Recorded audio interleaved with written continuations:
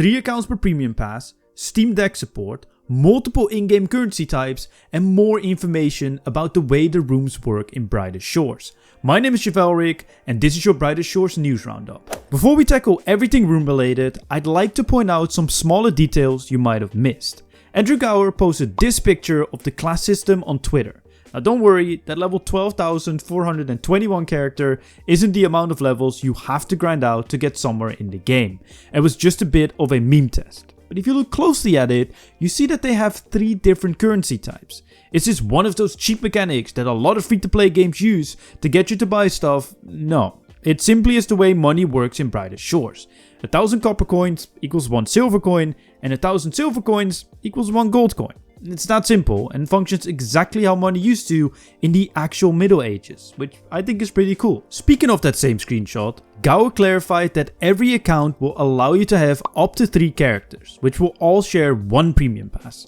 If you didn't watch my previous video on Brightest Shores, which I will link in the description down below as it has a lot more information about the game than just the premium pass, the pass is this game's expansion system, meaning that they are a one-time purchase and gives you access to all playable content in the game, making them nothing like premium passes you see in games like Fortnite, and more like membership that you see in Runescape, as Brightest Shores is free to play. I do however wonder if the amount of character slots will expand once new classes get added in the future, or if you'll be required to make another account. As it stands right now, you will be able to play all available classes on one account when Brightest Shores releases later this year. And lastly, before we get into everything room related, the game will support Proton, meaning that Brightest Shores is going to be available to play on the Steam Deck, so you never have to waste a single experience point, even though you will gain experience when you're logged out. But that's for the next Brightest Shores video, as it requires an entire video on its own.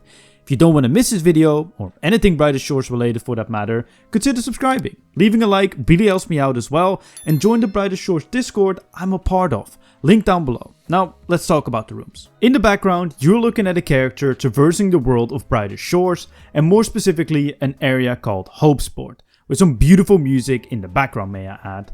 And as you can see, you seamlessly traverse between the rooms of the game, lighting up the current room you're standing in and blacking out any inactive rooms. This little video also confirms something we discussed before, and that is the fact that the game is point and click, just like Runescape is. I would personally prefer the other rooms not to be blacked out to give it an even grander look, but I suppose this is Gower's vision for the game, which I will have to respect. However, there might be another reason for this, which is a more functional one. Twitter user Connor G asked Gower a couple of questions about the way the rooms function, and Andrew gave us a great insight into this. The numbers of players allowed in each room is limited and dependent on the type of room it is. A marketplace room can get very crowded as it will aid trading. But a room with monsters will allow less players in it so that the enemies don't get contested and you won't have to queue up to slay a monster. If a room is full, it will automatically create a new instance, which you will then be able to seamlessly join, so you don't have to worry about something like world hopping like you do in RuneScape. Heck, you won't even notice that there are full instances to begin with, as all of this instance stuff happens in the background of the game's code. Just to clarify, nothing has been said about the game having multiple worlds or servers at the time of making this video. Another neat feature Gower added to the way these rooms work is that when you enter the same type of room your friend is in, you will automatically be put in their instance as long as there's space for you to be there. So if your friend is in the marketplace room, you will be put in the same instance as them. Time to outbid them to get better deals.